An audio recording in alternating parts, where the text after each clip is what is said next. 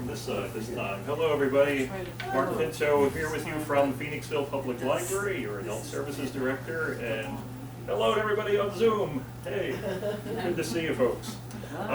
Thanks for coming to tonight's talk. We are pleased to have with us tonight local author Mike Weilbacher, who has written his very first book, Wild Philly.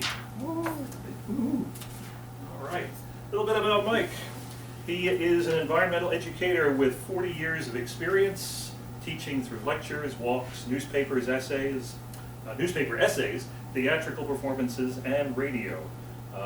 His first book, Wild Philly, features 29 nature walks that you and your family can take in the region, plus tons of additional information about nature and the environment.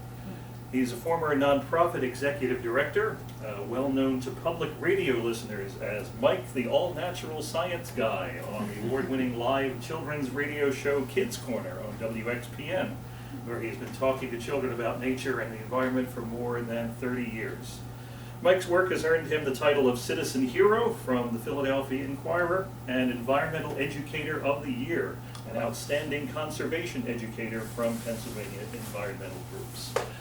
Feel free to ask any questions during Mike's presentation. Those of you on Zoom can unmute yourself, and those of you in the audience can unmute yourself too. Anyway, please welcome our guest, Mike Weilbacher.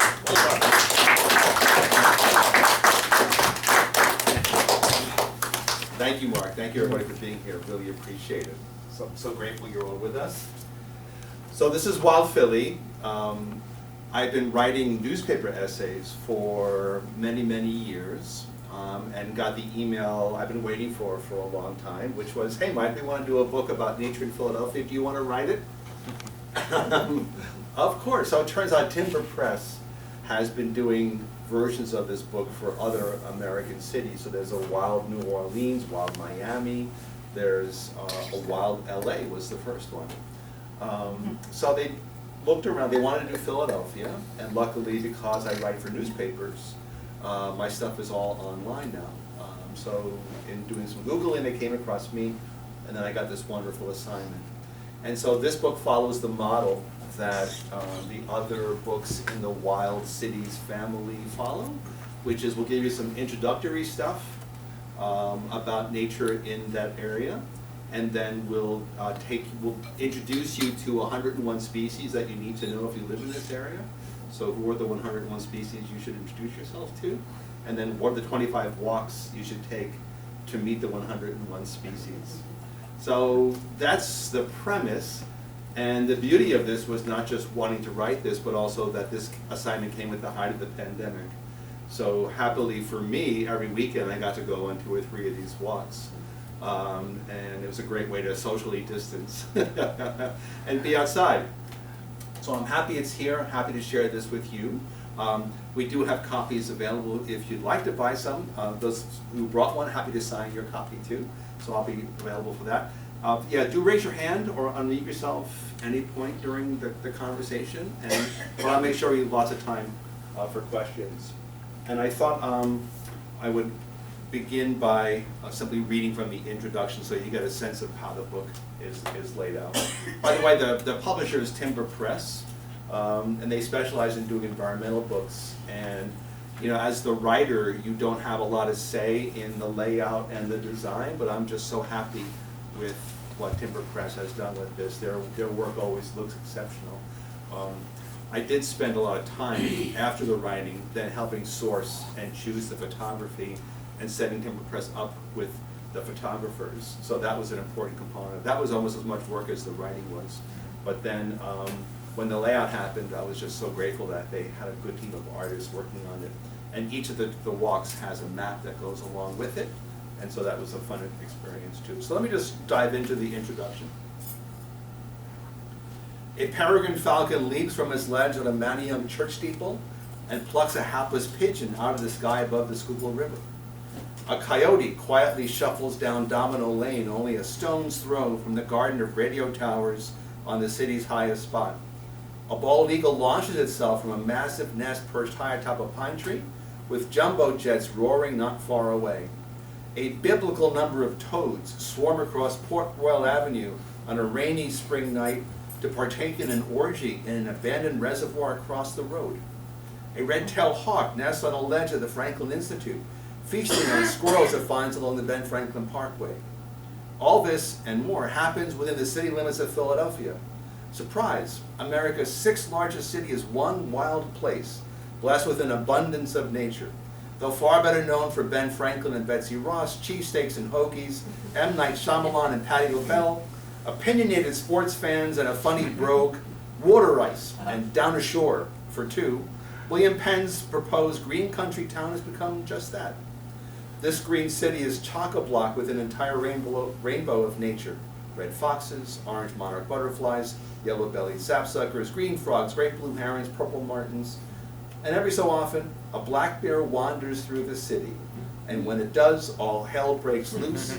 It's the big story on Action News. Yeah. Remember that bear 3 or 4 years ago? Yeah. So it was the big story on Action News. And I was then directing the Schuylkill Center in Roxborough, an environmental education center. And it was our first day of summer camp. And we had 100 camp counselors, camp kids there with us. And we get news that there's a bear, like, not far. So we're like, okay, what do we do with the kids, right? So the counselors corral the kids, we get them all into one spot that's close to the building. And I get in my car and I drive around looking for A, police, B, state game people, C, the bear. And the strangest thing, so I did find the bear, and people were going to where the bear was. I even saw a dad pushing a kid in a stroller towards the bear, and it's like, I don't think you really want to be doing that. But it turns out they finally ran up a tree, and the state was able to give it a shot. It fell asleep. They put it in a special transport, and then took it to the Poconos and released it. But the side note is the tree was across the street from a big senior life care center where there's hundreds of elder residents. And the bear came barreling down the driveway towards the front door. And the front door is a glass wall and has a garden in front of it. And the bear saw the reflection of the garden in the glass and didn't see the glass. And so the receptionist turns around and literally right there, the bear slams its face into the glass, right behind the reception desk, and left a nose print. Right? And then the bear freaks out because it didn't know what happened, and starts running and runs across the mat where the front door is, and the front door slide open. But the bear kept going and the doors closed. And the bear turned around and came back this way and the doors opened again. So they're all terrified. Luckily the bear did not go in, because that would have been the big story on Action News. But that doesn't happen too often. Black bear, brown bear? What's that? Black, brown? Black. Yeah, always black. So if there's a bear in southeastern Pennsylvania, it's going to be a black bear. So brown bears are grizzlies, and those are the ones that are far more west than here. But so we once had black bears in southeastern Pennsylvania, but it's been a long time. So there's animals that we have extirpated, made locally extinct. So they're still around elsewhere. They're just not here. Black bear is one of the animals that have been extirpated. So you have to go to the Poconos to get the first black bears. Yeah. And not only was I had fun finding the photographs for the book and doing the writing, of course, but the assignment is find 25 walks that people should take. Now there's hundreds of walks that people should take, and any author may have chosen a different 25, but I knew I needed backup. And I know a lot of the directors of a lot of the sites that are eligible, parks, nature centers, arboreta, and I knew I would offend somebody who was left out of this, so I needed help. So I did corral gratefully, eight naturalists who work in the area across the region, work for organizations like Natural Lands and oh my gosh, the Academy of Natural Sciences and Briarbush Nature Center. So they all helped me out, and we sort of had a spreadsheet. We had lots of discussions over email. And they helped me pick the 25 walks. They also helped me pick the 101 species. And so we had a lot of conversations. What's the 101 species? And we began with how many birds out of the 101? How many trees, right? how many frogs? So once we got to those numbers, then we said, okay, which ones? And we tried to pick the animals and plants that you're likely to see when you go on a walk. And LA served as my model, and there's not much seasonality in California, not quite like here. So what I decided to do for our book was not only give you the 25 walks, but when you should do the 25 walks. So the book is calendarized spring, summer, fall, winter. So when you get the book, you can sort of plot out your whole year, if you would like. So that's how the book is generally laid out. There were a lot of surprises in writing the book. It was fun to do deep dives into our history with nature and the long story of the environment. Oh, by the way, it's important to note that we also spent time defining wild Philly. What's Philly, right? So we kind of went with like what Action News might say. So the 5 counties in southeastern Pennsylvania, plus the 3 New Jersey counties that abut the river. So those 8 counties. So here in Chester County, if that's okay, we consider you part of wild Philly.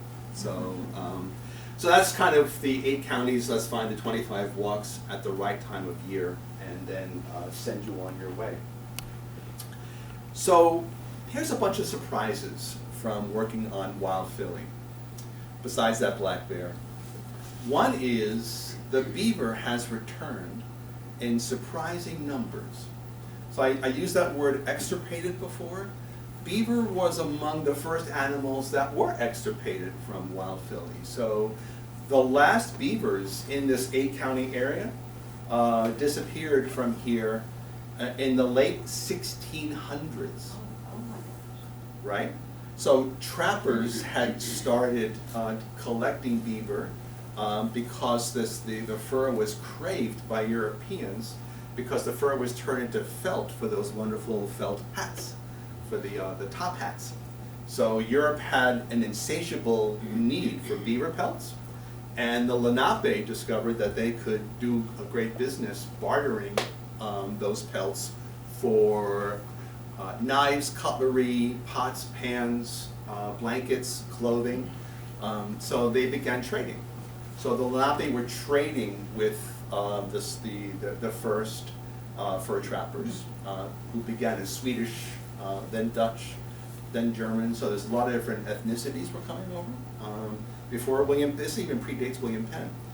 So we pushed beaver out, and across time, the beaver got pushed further and further and further out. So in fact, it was gone from a big chunk of the state by the time I'm born in the mid-20th century. So what we discovered now is beaver are returning, and we didn't do any special reintroductory program. There was no grand plan to reintroduce beaver into southeastern Pennsylvania. They're volunteering. And the theory is that beavers from the Poconos who are successful have been spreading out, and the young need their own territory, so they've been coming downriver. And they get to Philadelphia, and then they get to the Schuylkill River, and now they've been up the Wissahickon, up Cobb's Creek. So there's a number of places, surprisingly, that now have beavers. And I'm surprised at the number of, it's amazing, the number of walks, like 4 or 5 of the 25 walks, you can see evidence of beaver. From the lodges to the chewed up sticks. A lot of chewed sticks. In fact, one of the places is along the Manayunk Canal. There's a trail that goes right along the towpath that goes alongside the Manayunk Canal, in between Roxborough and Manayunk. So you're in the city of Philadelphia. And there's a conservancy, a Roxborough Manayunk Conservancy, that does tree planting as a neighborhood service. And so they planted like a couple of 100 trees along the Schuylkill River and came back a couple of weeks later to see how they were doing, and they were all gone. And there was that sawtooth mark. The beavers had said, "Thank you very much." They didn't know beavers were living in Manayunk. And there's no lodge there. So they're not building a dam, they seem to be in the bank somehow, so they've adapted their habitat. But they're definitely there because they chewed. That chew is characteristic of beaver. So many places, that's a big surprise. In fact, one of my favorite photos in the book is early in the introduction, and there's one of the big old coal-fired power plants on the Delaware River, with a tree right in front of it. Can everybody on Zoom see it? There we go. So, big old power plant, not active anymore, coal-fired power plant, and there's the beaver chew right there. Beaver's not done taking that tree down, so it's going to come. So, you know, you can see beaver if you're patient and come out at 4 o'clock in the morning, because they're kind of crepuscular. That's a great word, right? Nocturnal if you like nighttime, diurnal if you like daytime, crepuscular if you like the dawn dusk, the in-between times. So if you want to come in at 4 in the morning and look for beaver, you can, but more likely you can see lodges, and they're chewing like here. So one surprise is the beaver. Another surprise is a controversial one. There are coyotes all across Wild Philly. Coyotes all across Wild Philly, even in the city of Philadelphia, certainly out here. Certainly at Valley Forge, there's a great photograph of a coyote pup taken in a den at Valley Forge. So we have coyotes. Now, there's a lot of controversial pieces of this. One is people, of course, are not happy with a large predator being nearby. We sort of have mixed feelings about large predators. And one of the questions I get asked a lot is about walking dogs. And for me, I think you're never say never with nature. So I can't promise you'll never be attacked by a coyote, but I can say the chances are incredibly small that if you have a dog with you and the dog is on a leash and the dog is next to you, you're probably safe. If you go walking at night in the Wissahickon with a dog who's small and off leash, you're asking for trouble, right? So don't do that. But nonetheless, there's been no attacks yet of anybody, and few attacks across the country. There are some, but very few in the whole country. So that's one of the pieces, is that a large predator has reappeared.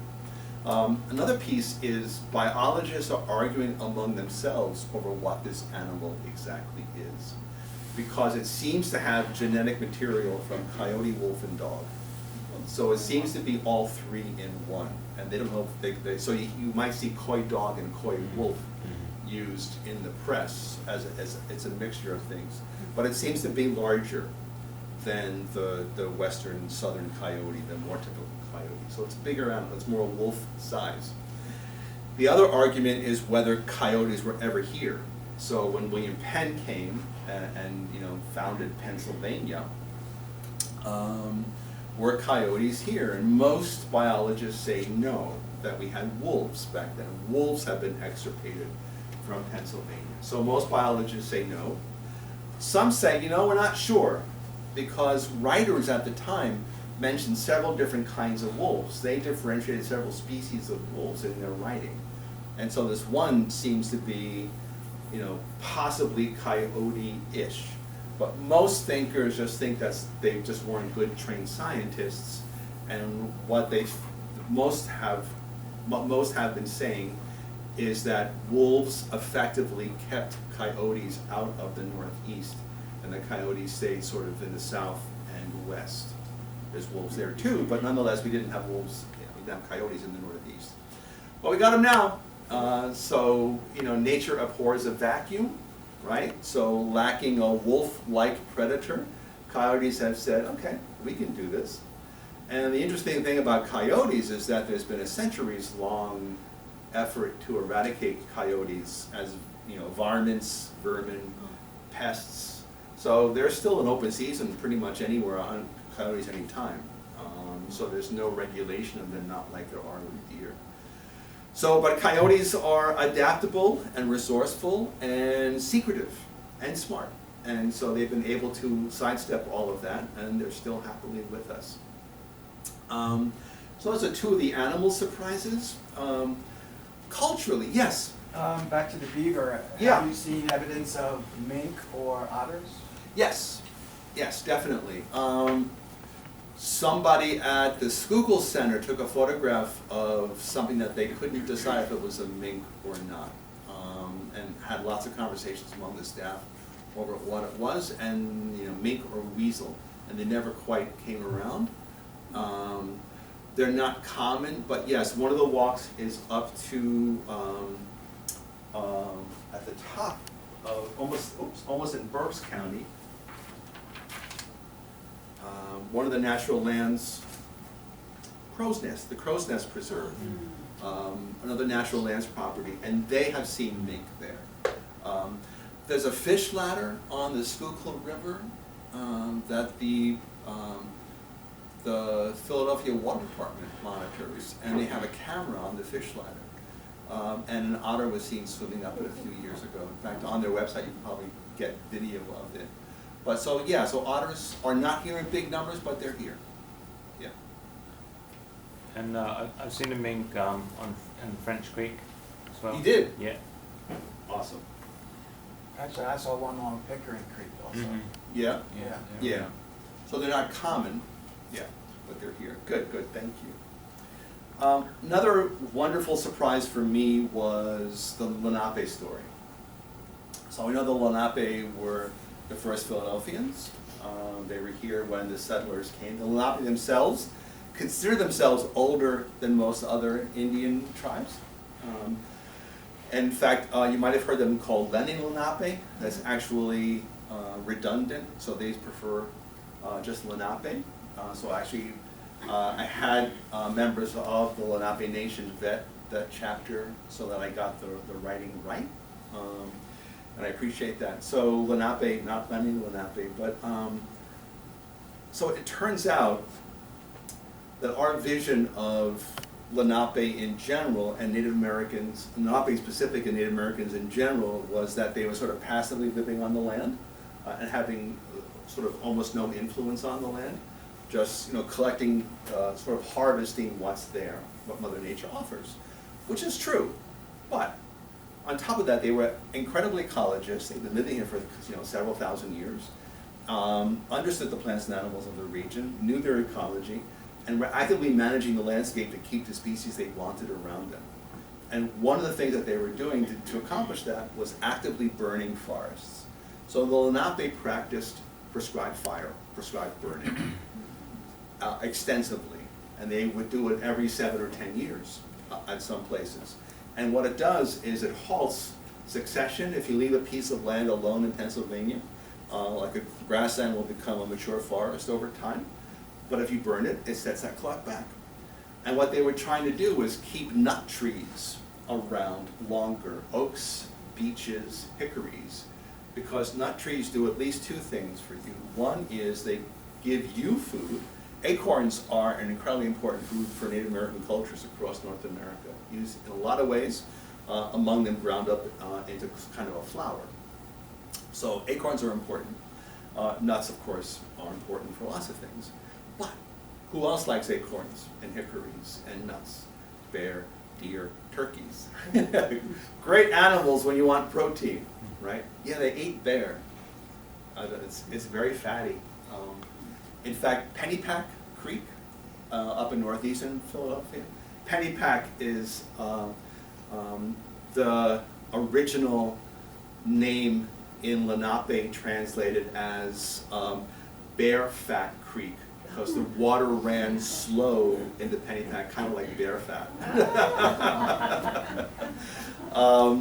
So the Lenape were practicing an active form of fire management that we have only recently come to discover. This was not known until in the last 10, 20 years. This is a new scholarship, new research has come to the fore.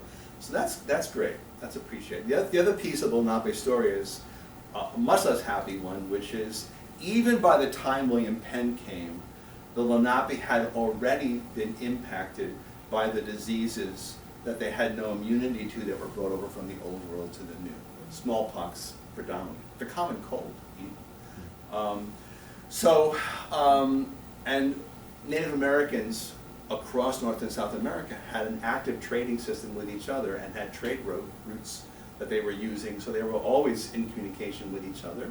And so essentially, smallpox would come in like from Spaniards coming into Florida or Mexico, and then it sort of worked its way up.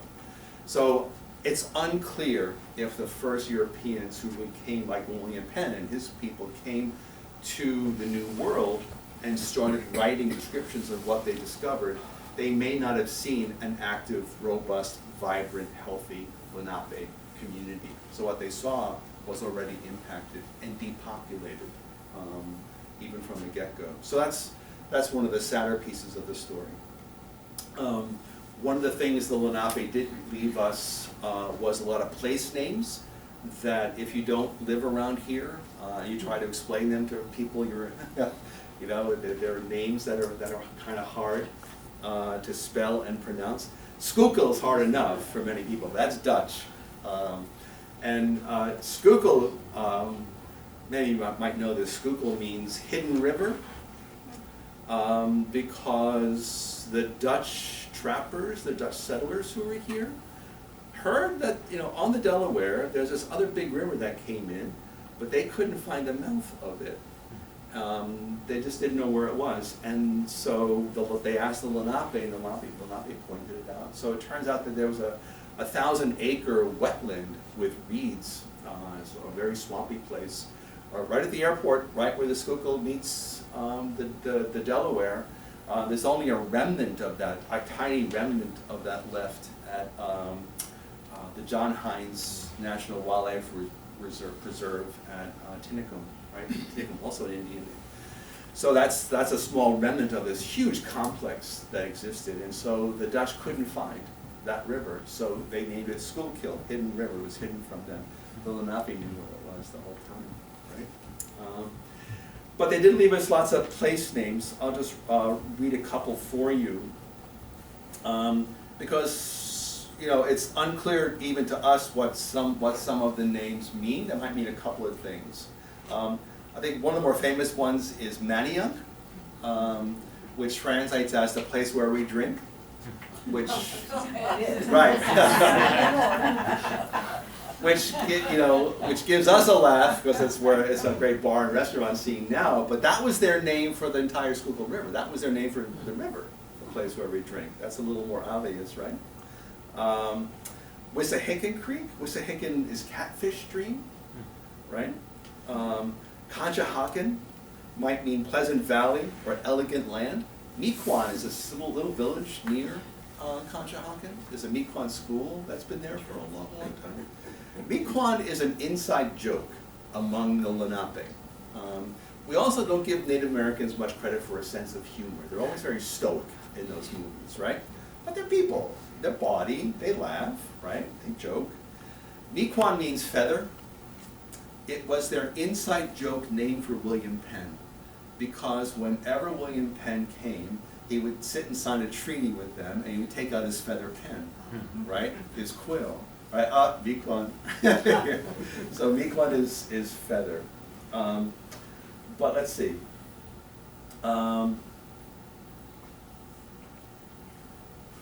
There's one, here's the one.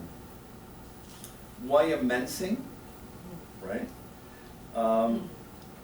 In Philadelphia Magazine, a writer noted that nobody's certain of the derivation of this name. This is great. It either means place of judgment or pigeon excrement. Not sure why you would name a place pigeon excrement, but there we go. But they called this area, what we call the Delaware Valley, they called it Lenapehoking. So that was their land. And the Delaware was essentially their highway. So the Delaware is the river that they used to go. And there were Lenape east in New Jersey and north in New York. The Lenape reached into New York City. In fact, it was the Lenape who famously sold Manhattan for, the $24 we all learned about in school. So it was the Lenape who did that. And Manhattan was called Mannahatta by them. So Manhattan is a corruption of a Lenape word. So I'm a Long Islander. Originally, I've only lived in Philadelphia for 40 years, so I'm not a native, but I am a native to Lenapehoking, it turns out. So yeah, there we go. So there's at least 3 surprises. Let me pause there for a moment. Any questions on any of that so far? I do want to get to your questions. A couple other things. So there's 10 short chapters at the beginning of the book that introduce the region. And so you'll understand the plants of the area, the animals of the area, a little bit about the Lenape is one story, our history with natural history. Philadelphia has such an extraordinary history with science and nature. We're really lucky. So when Lewis and Clark were asked by Thomas Jefferson to go west and catalog this new territory, Jefferson was a scientist. He wanted them to know the plants and animals, and they collected plants and brought them back with them. But Lewis and Clark are like, okay, how do we do this? We have to figure out how we're going to do all the scientific piece of it. So they knew they had to go to Philadelphia then. So Lewis and Clark come to Philadelphia because we were the hotbed of science in the New World. We were the Athens of the New World. So we kind of lost our mojo in this a little bit, but we were the place for intellectual learning. So the Academy of Natural Sciences is one of the very first science academies. There's a wonderful family. Charles Wilson Peale has a bunch of kids. Peale is a famous portrait painter in the Revolutionary era, right? His kids, Titian, names them after all these famous artists, so Rembrandt Peale, Titian Peale. They become famous painters in their own right. But the Peale family start a museum, the Philadelphia Museum, on the second floor of what we now call Independence Hall. It wasn't called that then. But Independence Hall on its second floor, at the time of the Revolution, had a museum on it that the Peale family started. And they showed their collection of natural artifacts that they had, and they exhibited them. And they stuffed creatures and put them in boxes and painted the background to look like the habitat. The Peale family invents the diorama that we have been visiting the rest of our lives in science museums across the planet. So the diorama is invented in Philadelphia. The Bartram's family in southwest Philadelphia are our first botanists. In fact, Bartram became the king's botanist when we were still a colony. So he was the official king's botanist for the New World and was sending specimens over. In fact, there's a wonderful specimen, it's about this time of year, it's a good time to go to Bartram's garden. I might be just past it, but there's a tree that the Bartrams found and collected and brought back there and planted there. They're called the Franklinia tree. They named it for their buddy Ben Franklin. The tree vanishes in the wild. They find it in North Carolina, they collect it, they bring it back, they plant it here in southwest Philly, and it's gone. It's just this weird, like poof, the species disappears. So, but there's that tree inexplicably in southwest Philadelphia because of the Bartram's family. Audubon is here in Audubon, Pennsylvania, right? Yeah. Audubon gets his start here, and one of the legends of John James Audubon is that he wanted to know if the Phoebe who came back every year to the property was the same one or just a different Phoebe, because they didn't know that birds migrated. They weren't sure what happened when the birds disappeared. So he ties a silver thread around the leg of one of these Phoebes, and next year, guess who shows up? A Phoebe with a silver thread. There's been a lot of conversations whether that's a real story or an apocryphal one that Audubon himself made up, but nonetheless, it's a great story. So Audubon gets his start here in Wild Philly. So there's a whole history section. There's even a geology section, so you can understand the geology because the rocks that are here inform why we're here. And actually, it's the geology of the area that explains why Philadelphia is even here. So that we are now up here, way up here in Phoenixville, we're in the Piedmont. So there's the Appalachians out west. The Piedmont is sort of this hilly region. It's named for the Italian name for foothills. So the Piedmont is sort of this hilly region between the Appalachian Mountains and the coastal plain. New Jersey is coastal plain, right? New Jersey is very flat and sandy. It's an ancient ocean bed. In fact, one of the oceans at one time came about to the steps of the Art Museum, would be the shore. And the Art Museum itself is where the coastal plain starts. In fact, there's a drop between the Piedmont and the coastal plain. It's called the fall, F-A-L-L line, the fall line. And the fall line is what you climb up when you do the wall in Manayunk in those bike races. When you're on Belmont Plateau, looking down on the city of Philadelphia, looking down the fall line, when you climb up Ridge Avenue into Manayunk, you're driving up the fall line. So we are at the intersection of two of these geographical provinces. The Piedmont kisses the coastal plain at the fall line. That's why we're here, because boats are so important back then. Boats are the crucial, necessary form of transportation. A boat comes up a major river from the ocean and can only get as far as the fall line, because then you can't get up because you're going to get rapids and water coming down. So you get into the coastal plain, you get to the fall line, you got to stop.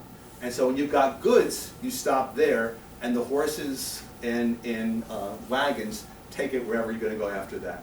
So it turns out New York City, Trenton, Baltimore, Philadelphia, Richmond, Tuscaloosa, Alabama, we all sit on the fall line where boats could meet wagons. And so Philadelphia is here because of the geology of the area, A. And B, the first people who were exploring, who came up, they wanted to, this is 1680s now, they wanted land where Chester now is, Chester City.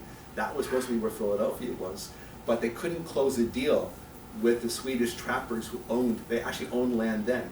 But those Swedish trappers had control of that land with an agreement from the Lenape, and they wouldn't give it up for these English guys. So they said, okay, they gave up and they went further upriver. And so here we are. So we're the second choice of William Penn's people. All right, so after those introductory chapters, then we get to the 101 species. And I wanted to just read quickly from one of them. So there's plants, wildflowers, trees, bugs, birds, mammals. Beaver gets a shout out here, so there's a little biography of the beaver, that whole story. The coyote gets a shout out here. There's the coyote is one of the 101 species. So it's a great story. But there's one that's important here for this area, the shad. One of our most important fish. And there's a book you should check out in the library. John McPhee is a wonderful nature and environmental writer. Writes about a lot of things actually, but nature and the environment is one of the things he always comes back to. Has a great series, 3 books on geology that's worth diving into. Writes for the New Yorker, and much of his writings then become books. But he wrote a book called The Founding Fish about the shad. And so the shad was a hugely important fish back at the time because they would do these epic runs upriver to mate in the spring. And I mean epic, like it was like biblical, the rush of this fish up. And many Philadelphians at the time had a barrel of shad in their house. They would go out and get the shad and keep it in oil, keep it in the barrel, and then you had protein for a big chunk of the rest of the year, because there's no supermarkets back then. So shad becomes a really important fish. I don't know if you've tasted shads. Some people love it, some people really don't. It's an oily taste. The species name is sapidissima, which apparently translates as very savory. Some don't find it so, but see if you like it. In fact, the Lenape name for spring, the season spring, is this long 2-word thing. I won't even try to pronounce it for you. It's just a lot of consonants all together, but it's the time when the shad return. So the Lenape named spring the time when shad return. Shadbush is a wonderful flowering plant, also called Juneberry, also called serviceberry. Shadbush is one of its names. The shad run when the shadbush bloom. So let me just read one piece of this for you. There was a long-standing, intractable, but likely incorrect legend that the springtime shad run saved the starving American militia at Valley Forge during the Revolution in 1778. So they're hauled up at Valley Forge and they're starving, right? And one of the legends is that the shad run come and, oh my God, they're saved. And the British actually may have spent time trying to make them, I'm getting ahead of myself. John McPhee reports in his highly recommended The Founding Fish that both Jefferson and Washington ran shad fishing operations in their youth. While the British occupying Philadelphia tried to block shad from passing the city, McPhee could find no reports from that time about the shad's arrival in Valley Forge. He posits that the Americans had solved the food shortage before the shad arrived, but the shad were welcome nonetheless. So he could not find any reports from the day that said the shad saved us. They seemed to be okay by then, but the shads certainly were helpful. And there's a photograph of the shads. And the largest member of the herring family, you knew that. Fish don't get a lot of cred, right, in these parts, so always good to. There are only 5 fish in the 101 species. Brook trout is another. All right, you've got brookies in Valley Creek, which is a creek of exceptional quality. Lambertville, New Hope's twin across the Delaware River, does a shad festival in April every year. Shad numbers are nothing what they were historically. Dams, among other things, pollution, among other things. So, but none, shad are struggling to come back. But there's a shout out to shad. And of the of the 25 field trips,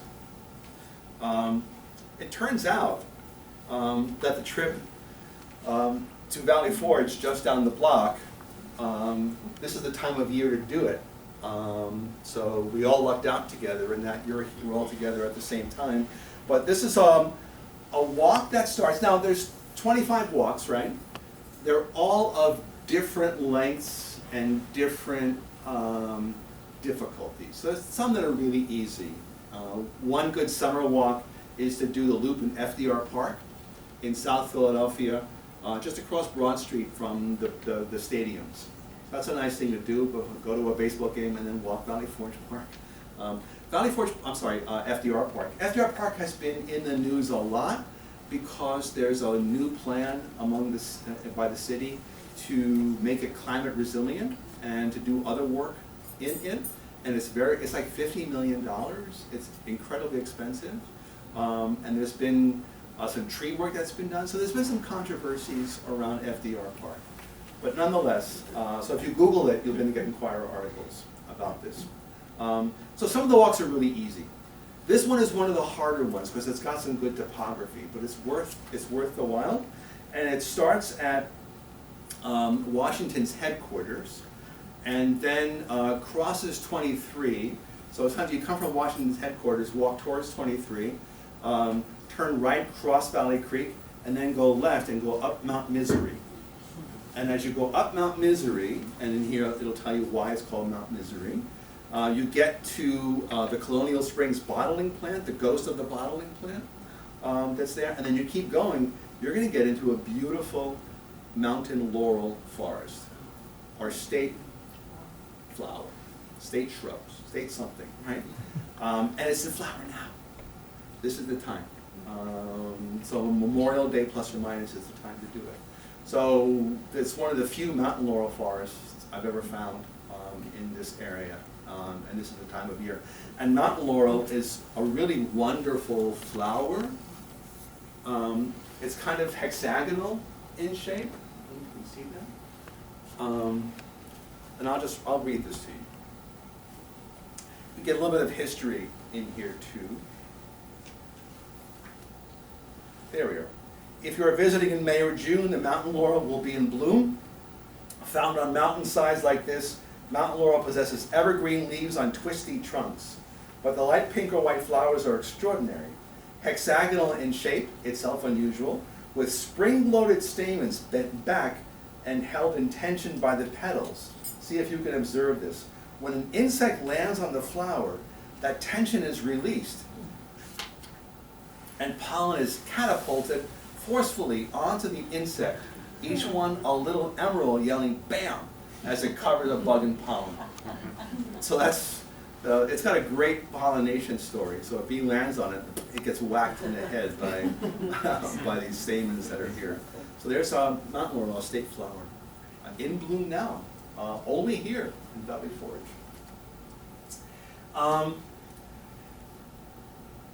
And then there's some extra credit walks. So, for me, there's 25 necessary walks you should take if you live in this area. The 25th, by the way, is just called your street. So this is an invitation for families to just go for a walk around your block, whatever your block is, and just see how nature's doing on your block. In fact, my wife and I, my wife Gary is here with me. We're having fun right now because we have a forsythia bush just in our backyard outside the kitchen window that take care of catbirds. have taken up residence and they're nesting. And we had this wonderful beloved dog, a Bichon, who passed away a year and a half ago. We saved some of his fur. We put his fur out, so the nest is, they've incorporated Max's fur, this curly white Bichon fur, into the nest, which is great.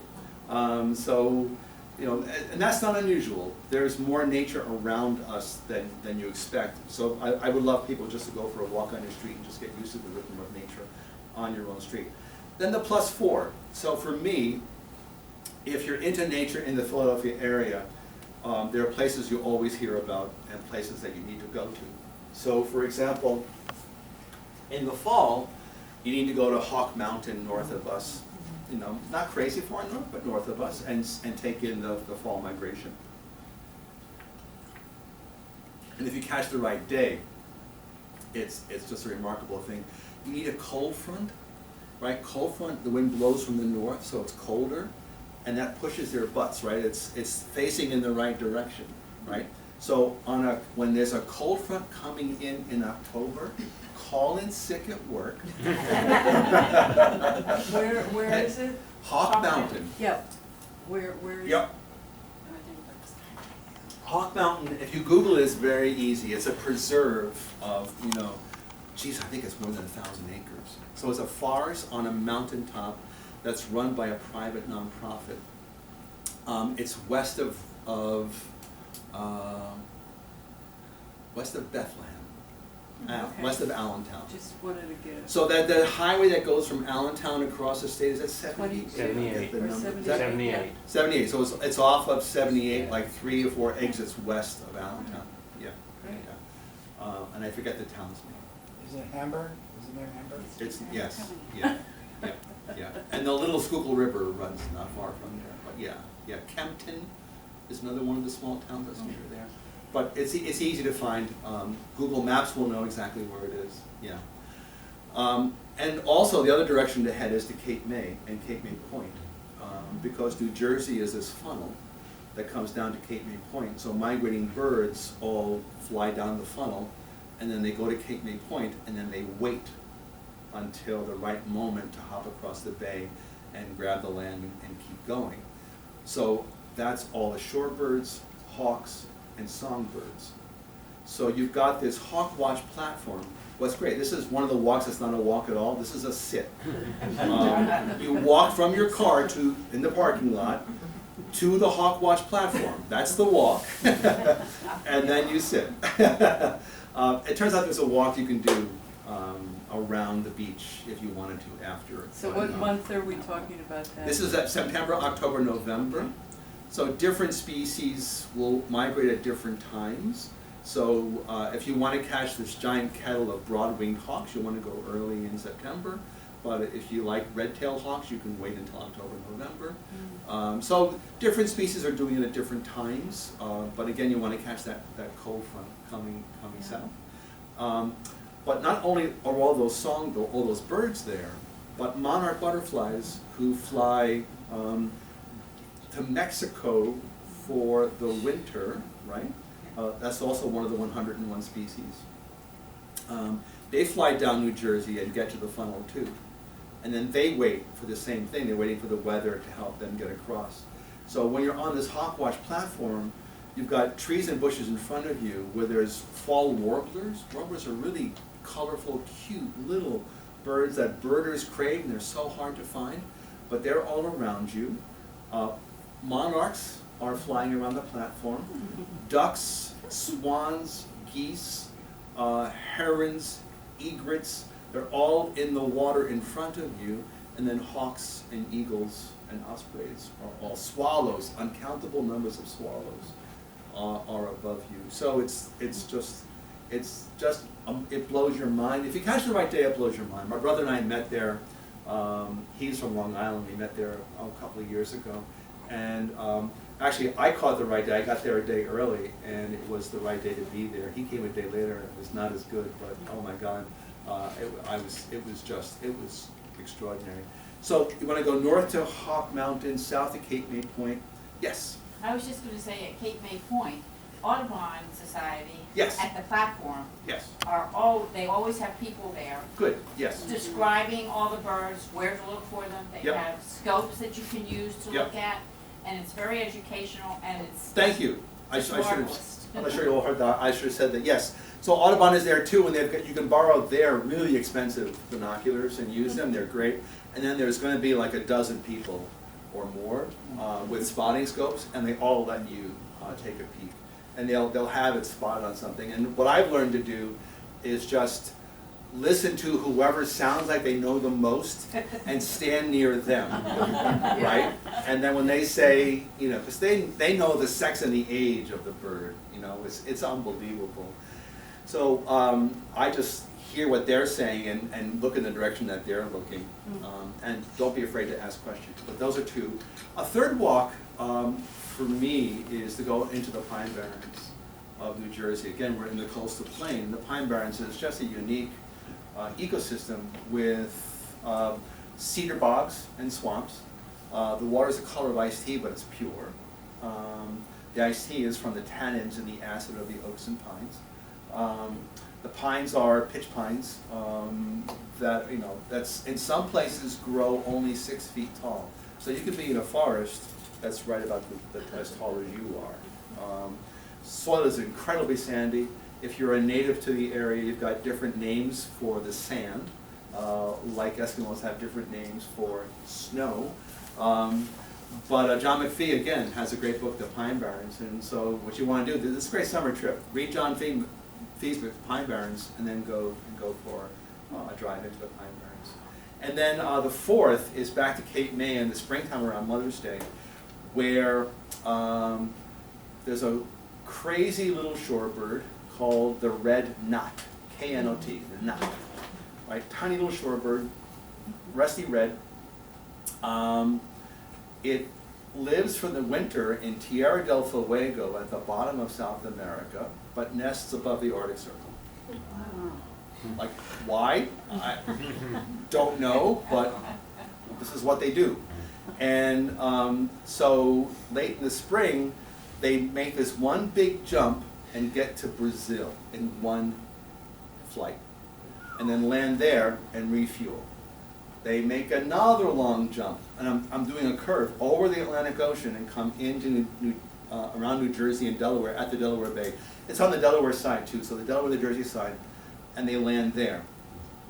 Coincidentally, or not, what's happened is they've timed, in evolution, they've timed their flight to arrive just when horseshoe crabs have pulled themselves into the surf and are laying billions of green BB eggs, the size of little BBs. And the eggs, you can actually see the eggs rolling in the surf. And there's uncountable numbers of eggs. And so they land exhausted, famished, and they've got this fat, rich food right there. And so it's a necessary food for them to survive the trip then to the third leg, to the Arctic Circle. It's a remarkable thing. Every other shorebird in New Jersey at the time also has figured this out, and they're also there too. I once saw a vulture sitting on the beach. Thinking, okay, they're not eating horseshoe crab eggs. It turns out a horseshoe crab had died, it was upside down, and the vulture was interested in the horseshoe crab. But it was weird to see all these white gulls, terns, all these shorebirds, and then this one vulture sitting above it. You know, that Sesame Street, one of these things is not like the other. Like, what are you doing here? So for me, those are four of the big trips that, if you really want to see the best of nature in this whole region, and they're just a stone's throw away, and everybody who loves nature in Philadelphia does those four. So there's 110 intro chapters, 101 species, 25 walks, 4 extra credit. And then, of course, in the 10 chapters, we do talk about some of the threats to nature. Climate change, there's some data emerging about how Philadelphia's temperature might be like in 10, 20, 50 years. So how we're going to do with climate change. Deer, unfortunately, we have a lot of deer overeating a lot of important plants, which take out nesting sites for a lot of important animals. So deer is an issue. Stormwater, in part because of climate change, or we have aggressive storms that are eroding our streams. Development. has changed stormwater patterns too, and non-native species, so alien invasive species. So those are sort of the threats. That's followed by what you can do. So there's 25 ways you can help nature in your backyard. And then there's also ways you can become a citizen scientist. You can use your phone, for example, and contribute data. So early May, I saw a monarch butterfly laying egg on milkweed that we've kept on the side of our house. So we have milkweed, a necessary plant for monarchs. The female lays her eggs on it. And when the caterpillar hatches, it only eats milkweed, nothing else. So more milkweed, more monarchs. So I went to a website called Journey North. And on Journey North, you can actually trace the migration of monarchs from Mexico back to Pennsylvania. So you can see where they are over time. People will plug in the data as they see them. So I put my data point in that I saw a female laying eggs on milkweed on this day. So you can become a citizen scientist and contribute data like this. So I did want to make sure that you do get both the threats to nature and the things you can do, and hopefully people will start taking more walks in this area, and even walks on their own street. And just I mentioned at the beginning that this was a pandemic project for me, doing this work, which I'm grateful for. But I should also point out that when you get outside, the benefits to you and your health are unbelievable. Green is calming. Just seeing the color green calms you. The smell of pine will lower your blood pressure. You're seeing leaves. I don't know if you believe, about fractals. Fractals are this weird mathematical thing that are almost impossible to explain. But clouds and trees have lots of fractals, streams and water going, lots of fractals. Rooms like this with lots of straight lines, no fractals, right?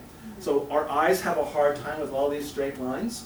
Our eyes focus so much better with fractals, right? Because we evolved in the outdoors.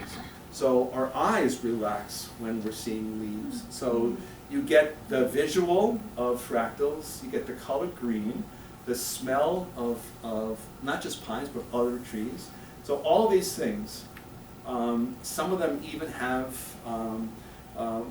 shown to have impact on cancer, right? Some of these benefits. So,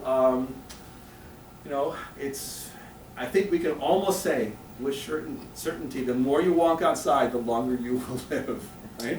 But get outside, and hopefully this is one of the ways that you can do that, by exploring Wildfell. So I want to thank you, and I'd love to know what questions you have about any of this. Do you have a favorite plant or animal? Oh, thank you. Do you guys have a favorite plant or favorite animal? Yeah. A great horned owl. Yes. You could only choose one owl, right, for this, and that was hard. Which owl are we going to choose, right? But there we are. Yeah. And the great horned owl is the classic who, right? Not the screech owl who sounds like a horse's whinny, or the barred owl who does a who cooks for you. But yeah, there's a great horned owl. Yes. Your map is fascinating. Yeah. On page 229, and who was the photographer? The photos are brilliant.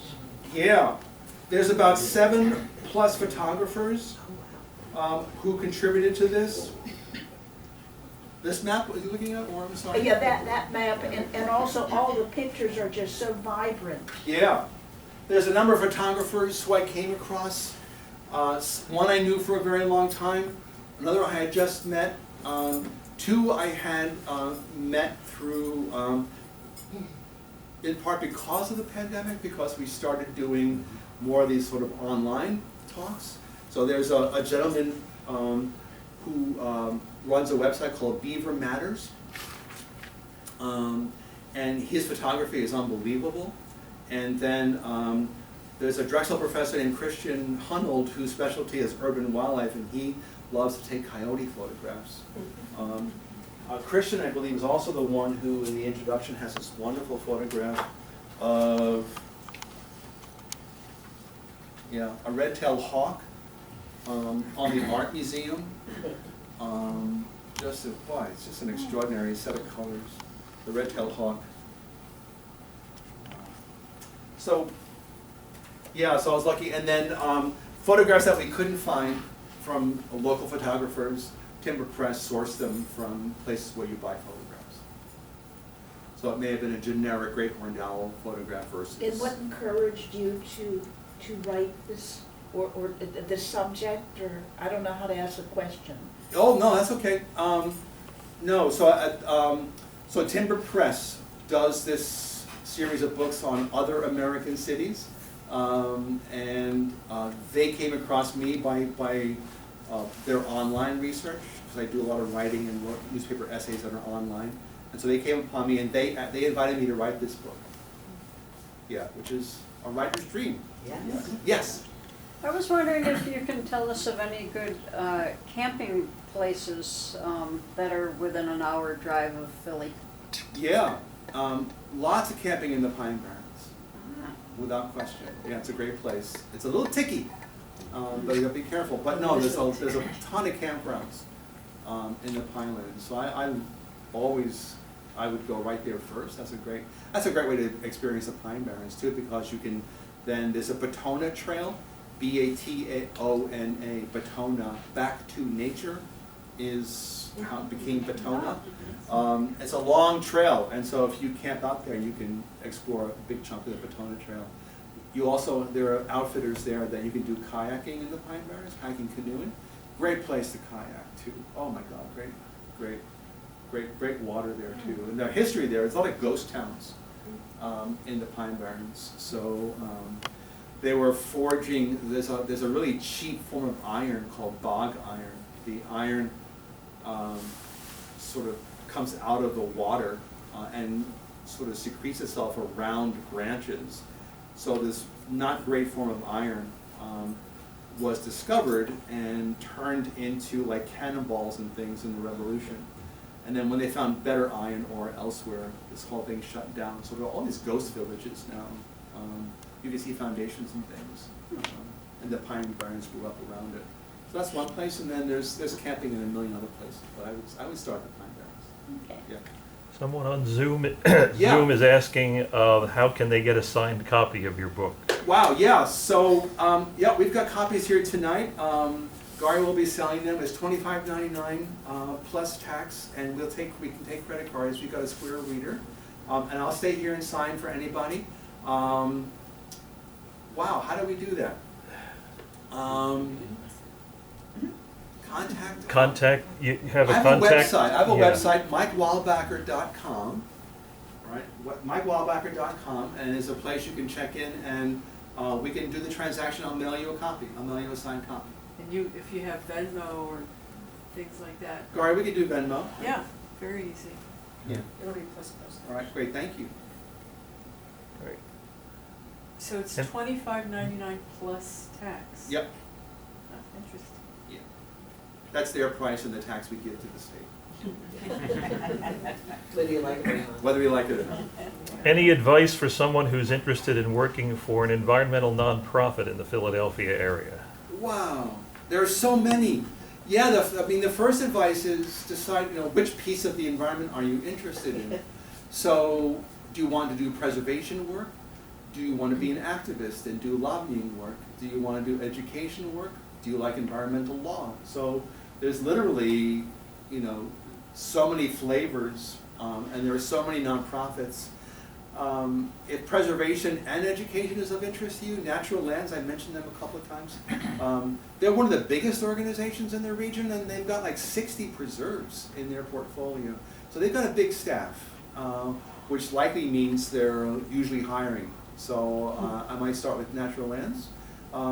There also are there are online environmental job sites, ecojobs.com. for example.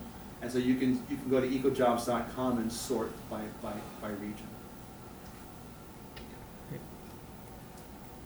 Anyone else on Zoom have anything?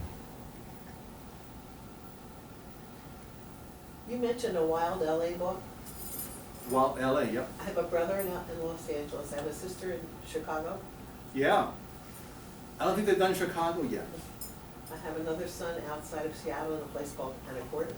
Boy, they should do Seattle, you would think. Yeah. Oh, Greg's in Marin County in California. Yeah, Northern, yeah. They all started out here. right. It was And the ended up there. diaspora. Yeah. Yes. How did you get interested in writing, or what is your? Oh, wow. What is your studies in, or? Yeah, so I'm an educator. I'm one of those people who did the first Earth Day in 1970 when I was in grammar school and led a litter cleanup and said, I want to do this.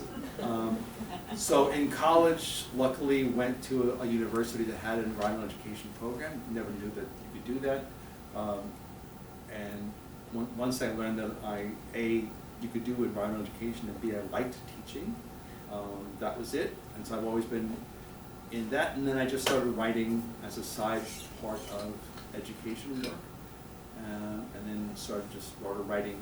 So I became an essayist for 2 different local newspapers from 2 different organizations I worked for. So I worked for the nonprofit, but then wrote for the community, the weekly newspaper, when communities used to have weekly newspapers.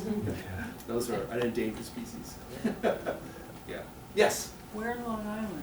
Oh, town called Brentwood, Suffolk County, right in the middle of. I lived in West Islip. There we are. I went to high school. I went to high school, St. John the Baptist. Oh, no way, down the street from me. That's my Next door to Good Sam. Oh, how cool is that? How cool is that? Well, On the and my Morning grandmother on the lived in Southern Shore. Lindenhurst. Were you born in Good Sam? Was I born In Good Sam. I was not. Okay. Oh, Did my mom work? My mom was a nurse. Did she ever work at Good my Sam? At Good aunt Sam. did. She's gonna be 104. She was a nurse at Good Sam. So we'll have a reunion. That's good. That is Oh, that's interesting. so cool. Yeah. And did all shopping on Sunrise Highway. You got it. Anyway, yes. My grandmother lived in Lindenhurst. Yeah, there's- So I went out there. we are everywhere. So I'm one of 6. The other 5 say Long Island. Long Island. I was gonna say that, yeah. But I was a freshman in college. I went to college in upstate New York, and people would say, I'm 18 years old, first time away from home. They'd say, where you from? I say, Long Island.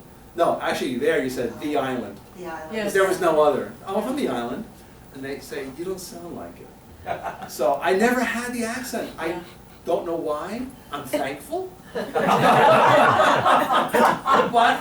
I don't know why I never got the accent. So anyway, do you have the accent? Some words I still do. I still say Long Island. Long Island. I do that, yeah. Right. Anyway. Mike, thanks for coming to Phoenix. Thank you. I hope you get to go on some walks and love to sign some books with you. Yes. Thank you so much, everybody. Thank you all.